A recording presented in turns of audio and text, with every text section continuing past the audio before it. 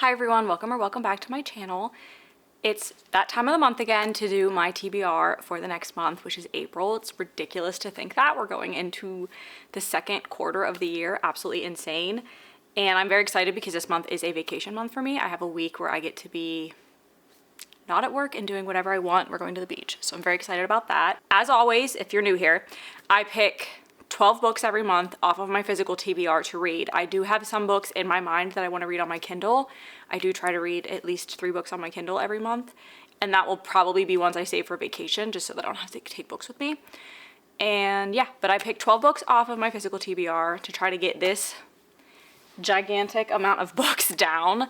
I have way too many right now. So if you see me look behind me, it's because I have a few books behind me that are ones that I picked up in the month of March, and I'm going to try not to pick those. I want to pick my older ones, but if I need to, I will. So today we're going to use a TBR jar to pick 12 prompts that I hopefully have a book back here that will fit, and that will be my TBR that I focus on for the month of April. Some books that are coming out that I am looking forward to reading, Gifted and Talented by Olivia Blake is coming out, and I believe that's going to be one of my Fairy Loot book boxes, so looking forward to that one.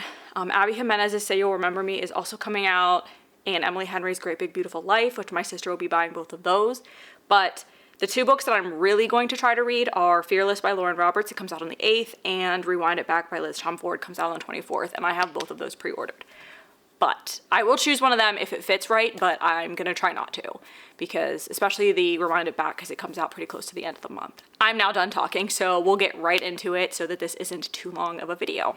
All right, so I was trying to reframe that so you can see more of the bookshelf, but you're not going to be able to see what's right behind me. But first prompt is a book with a place in the title. Okay, well, Firefly Lane would work for that. Might not have too many options for this one. Yeah, I think we've really only got one option here, even behind me. I don't have anything. So we're gonna go with Firefly Lane by Kristen Hanna. I guess that's a place, it's a street. Closest I'm gonna get. This is, I believe, about like a group of girls or 2 really good friends, and it's just a story of them weathering the storms through their friendship and everything that's happened over like a course of a certain amount of time. I want to say it maybe follows, nope, it's like, okay, so they've been friends for 30 years and it follows like a betrayal that could ultimately tear them apart, and it puts their friendship to the ultimate test. So this is a Netflix series. I've never seen it, but Kristen Hanna's books I've read 2 and they've both been 5 stars. I don't anticipate that for every single one of her books, but I really do enjoy her writing, and I'm looking forward to reading this, and it is on my spring TBR, so that is a great first addition to the TBR for the month. All right, prompt number 2. A subscription book. Okay, well that's pretty much a lot of them. So a subscription book.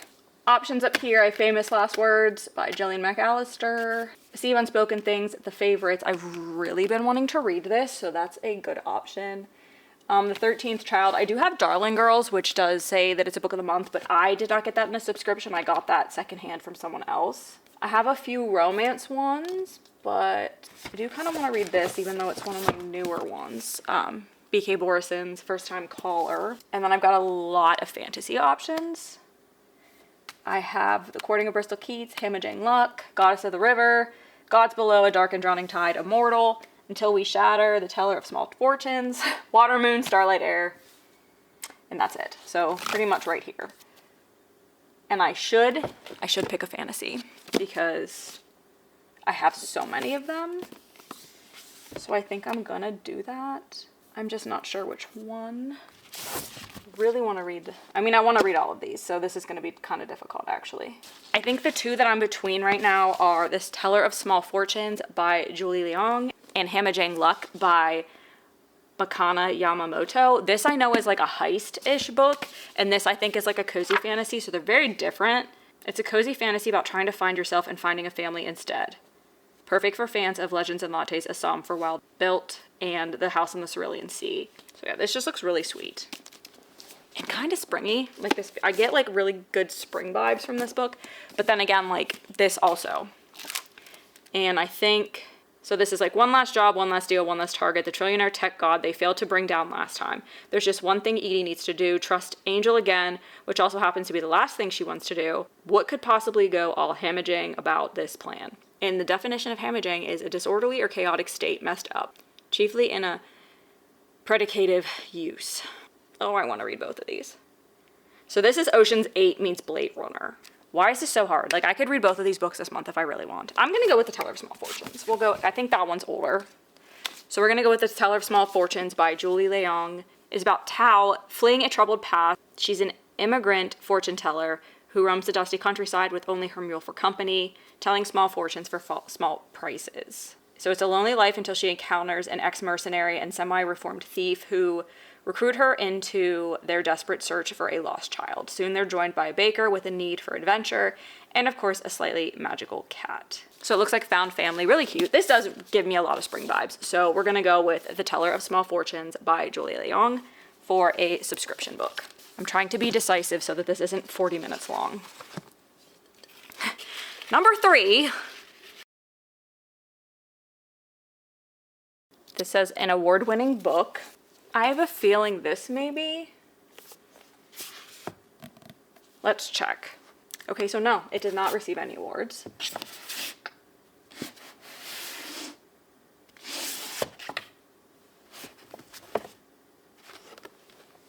Carrie? Carrie has to have received an award. No. Oh my goodness. Oh boy. So we're looking at notable and award-winning books for 2024. Hopefully I have a book on this list. Probably not. Please hold while I do some research. All right, so Carrie didn't win any awards, but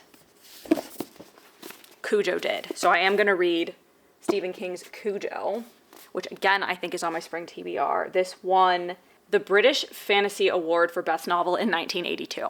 Well, before I was born, but this is about, I'm just going off of what I know based on Cujo, but I believe this is about a family who has like this, oh my gosh, the Beethoven dog, I think. Saint Bernard, I want to say. Yeah, Saint Bernard that gets rabies, I think, and like goes crazy, or like there's some type of magical element to it. Makes the mistake of chasing a rabbit into a hidden underground cave, setting off a tragic chain of events. So he's no longer himself, overcome by a growing sickness. So I always just thought it was rabies, but maybe it's like some other type of magical ailment that he then like is not himself, and he turns into this like absolutely evil dog. So Stephen King's Cujo is going to be our award-winning book. All right, this is taking too long.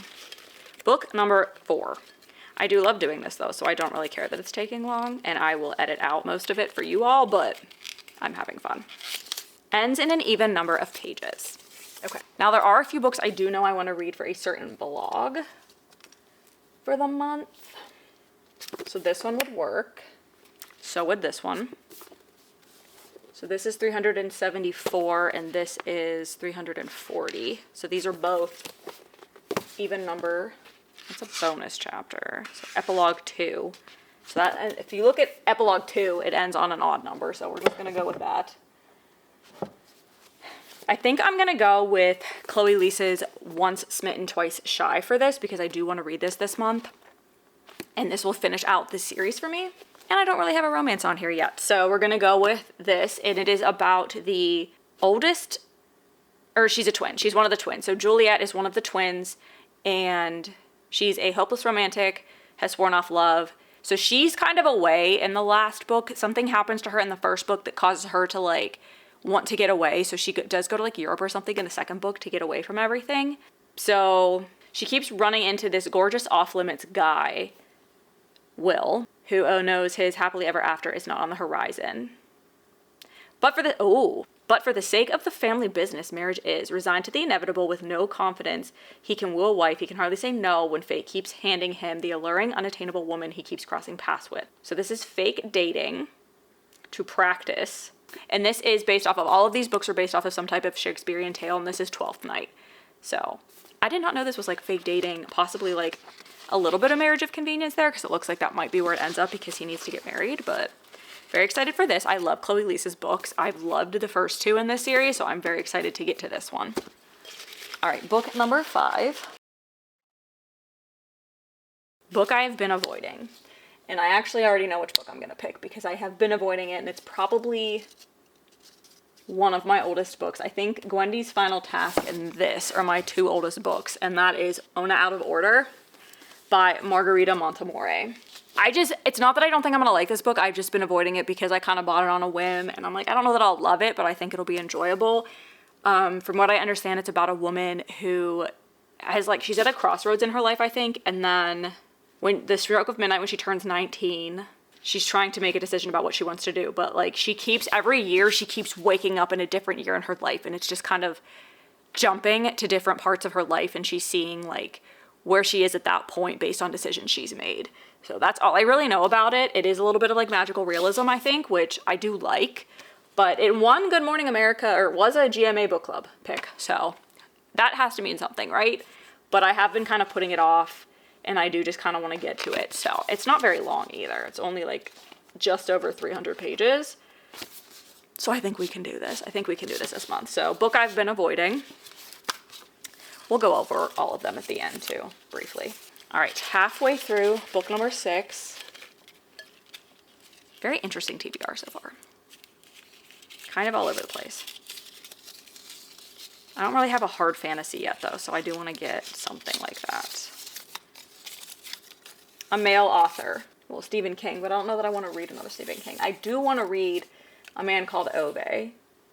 So I could read that. I could read a Riley Sager. These are all women, and except for Frederick Bachman here. I think these are all women down here too. Other than, I don't know who M.K. Lobb it is. Female. Okay, that doesn't help. Okay, I think I'm just going to go with Frederick Bachman because I do want to read one of his books. I am reading another one of his books next month anyway because I'm going to read his My Friends, which is his newest book. I have the arc for that and I do want to read that next month. But his books are so short and so easy to get through that we're going to go for it because I think this is only... It's under 300 pages, and I really want to read this. So I read Britt Marie Was Here, which was about like a woman with, she was like a very unique, quirky woman, and it was just a story, it was like a character study, a story of her at a crossroad in her life where she was just trying to do something different. And I think this is about like a grumpy old man, and I think it's again just kind of like a character study book. It's character driven, so I really did enjoy that, so I am looking forward to reading that. So we're going to pick for a male author, Frederick Bachman's A Man Called Ove. All right, number 7. Published after 2015. Okay, that's not going to be that hard. Don't think I'm going to go with any of those. This is pretty much like every book on here. So that did not help.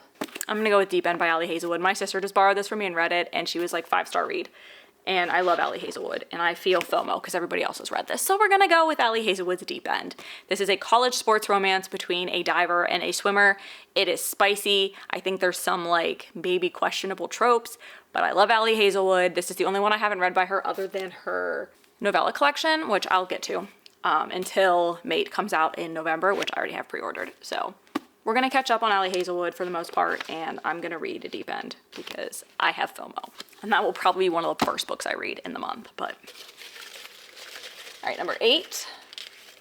I'm also trying to keep in mind, like, what I could possibly read on my Kindle. I don't think any... I'm not sure. I'd have to check to see if any of these are on Kindle Unlimited. A book with an ugly cover. There's one that, like, immediately popped into my head, and it's terrible. But I'm probably going to have to go with it because I can't think of any other ones that I just think is as ugly as this one. Well, actually, that's a lie. I'm between 2. They're both subscription books, too. And I have a feeling I know which one I'm going to go with just because of what I have on my TBR. These are probably the 2 ugliest covers I have. One, I hate real people on covers, and this is just boring. But I do think this is the one I'm going to go with because I don't have a thriller on my TBR yet. And this is her newest release. It just came out in February. So this is about a woman who's a new mother, and after months of maternity leave, she will drop her infant daughter off at daycare for the first time and return to her job as a literary agent. But when she wakes, her husband isn't there, and in his place is a cryptic note. Then it starts. Breaking news, there's a hostage situation developing in London. The police arrive, tell her that he is involved, but he isn't a hostage. So her husband is the gunman. That's all I'm going to say. It's really all it tells you. But I have enjoyed her last 2 books. She's unique in the way she writes thrillers. The Last Missing Person, I want to say, was her last one. Something like that. And then Wrong Place, Wrong Time. And that might have been the 2 of them. I don't remember. But I've enjoyed her books. I think this is number 3, and that will put me caught up on her backlist too, as far as I know. And I don't have a thriller yet. Yeah, Wrong Place, Wrong Time is the only one it lists, but I know I read her other one too. Okay, so number 9. A genre I don't normally read. Well, I already have books from both of those genres. I have a horror, I have a literary fiction, and I have a historical fiction. What is the favorites considered? Because I've been wanting to read that too. And if it's just like a general type of fiction book, I don't read those that often. Contemporary fiction. We can go with that one because I don't read a lot of contemporary fiction, or I haven't been. I'm starting to get into that. I've really been wanting to read this. Again, FOMO with it. Everyone's comparing it to Daisy Jones and the Six, which I liked. I didn't love that book, but I really liked it. And when I read the synopsis for this, I immediately added it to my book of the month selection because it just sounds like fantastic. Very Daisy Jones and the Six-esque. And I do think that there are parts of this that are told like in interview format. Yeah. So I think that's where people get that vibe, but it is just like a story as well. So this is about 2 world champion figure skaters and just kind of like follows them through their career and like the ups and the downs. And I think there was like a romance or something, and then there was a scandal. And then I believe the point of this is that they're now going back and doing a documentary, and that's why it's being unearthed again. I think that's what it is. I don't really want to know too much. Yeah. An unauthorized documentary. So I've again had FOMO with that one, so I'm very excited to get this on the list as well, because between this and Deep End, I have felt very left out lately. Okay, number 10, 3 more. We're getting there. And I'm being more decisive now than I was at the beginning, which is good. It helps when like every book on my TBR is one I want to read. Newest book on my TBR. Cool. Behind me. Okay, well, the 2 newest books on my TBR are Supernova by Marissa Meyer and Bloody Heart by Sophie Lark. These are the 2. Yeah, I did just get a book in the mail today, but I'd already read it. So I'm gonna go with Supernova because I can't read this one yet. I have another book in front of it. So we're gonna go with Supernova by Marissa Meyer, and this is the final book in the Renegade series, which I actually did want to read this in April anyway to finish out this series. So it worked out. I didn't want to pick from books that I just bought, but when you put a prompt in like that, sometimes you gotta have to. So I just read Arch Enemies, and I really liked that book. I loved that one even more than Renegades. So I'm hoping we don't go back down in enjoyment factor with this one. Like, I hope this is just as strong as Arch Enemies to finish out the series. But I am looking forward to this because the story is getting real juicy.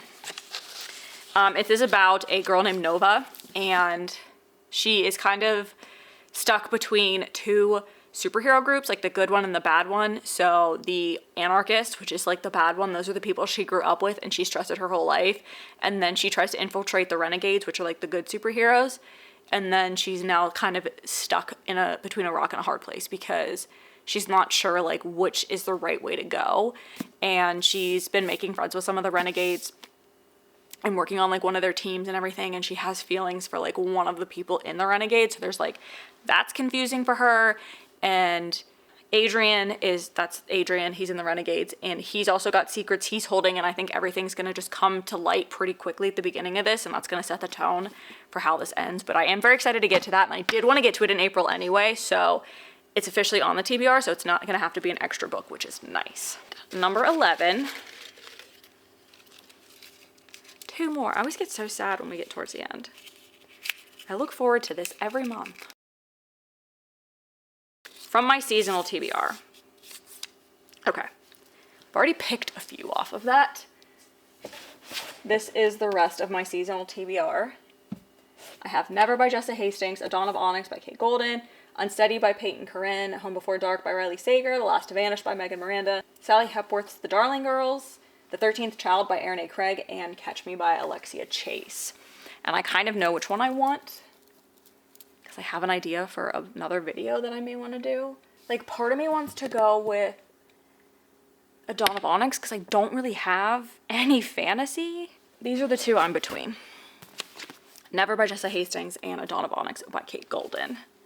This is the one that I would put in that blog that I'm thinking about, but I don't have any fantasy, and if I can't pick fantasy for the final book, that might hurt. But I really want to read this one in April. I think this might be on. Oh, and this is so short too. Well, I think they're both really short actually. Oh no, this one's shorter. We're gonna risk number 12 being a fantasy, and we're gonna go with Never by Jessa Hastings. This is a Peter Pan retelling, reimagining, but Captain Hook's the love interest. I don't know that this is considered dark romance. I know a lot of people have not liked this book, but I got it off Book Outlet because I still wanted to try it, and I think it's a gorgeous book anyway. I wanted to buy it, and then Book Outlet had it on their $5.99 sale, so I picked it up. So one way or another, we're gonna at least try to read it. Hopefully it's not a DNF. I think this was supposed to be part of a series too, and because it was so not well received, I'm afraid she's not gonna do anymore. So if this doesn't end, it could end up being bad. But we're gonna go with this one for a book off of my seasonal TBR. For another romance. I do not have a true fantasy. The only fantasy I have is a cozy fantasy. So here's to hoping. Oh, you want to be picked. Okay. I had another one in my hand, but this one flew out. Don't disappoint me. Final book on the April TBR. The prompt is set on a different continent. Can I stretch this?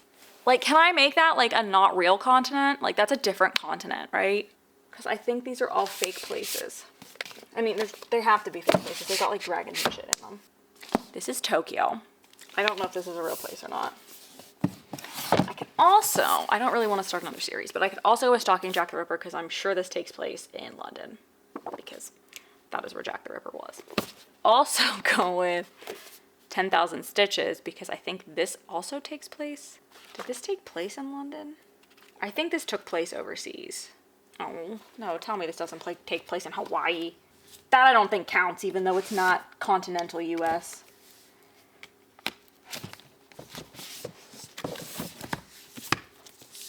I am so...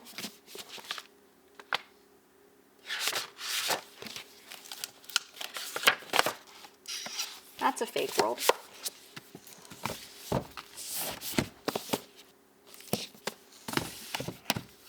I have another one too that I could read.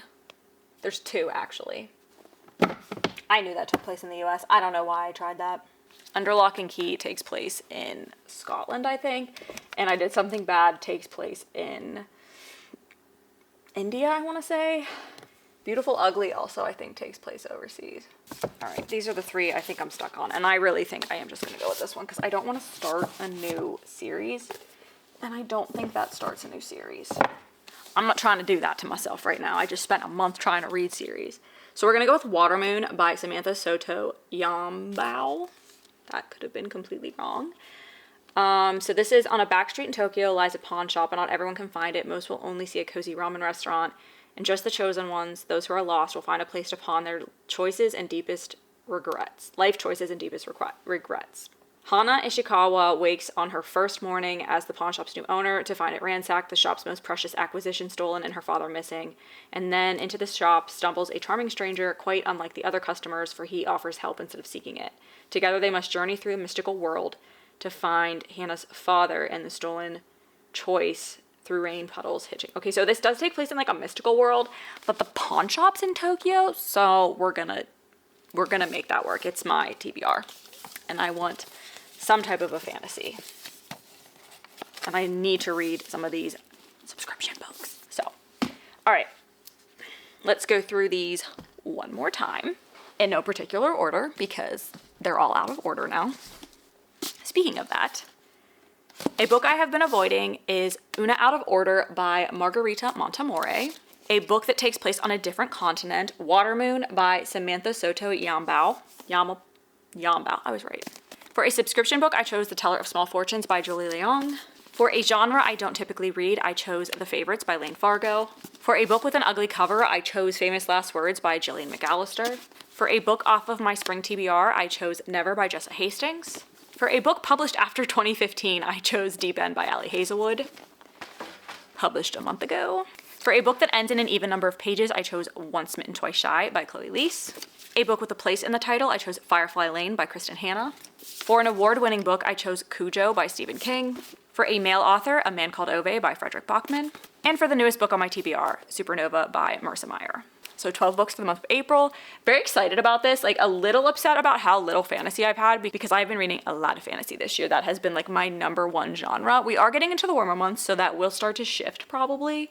So this is okay, especially going into vacation where I'm gonna want like some quick, short, fun reads. This will work. And I also got 4 subscription books on here, which is really good for me because I really need to start reading those. But very excited for these.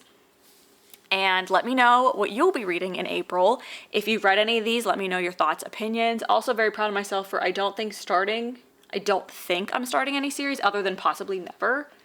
And 2 books finished series on this TBR. So that is phenomenal. And that is all I have for this video. Thank you so much for watching if you've made it this far, and I'll see you all in the next one.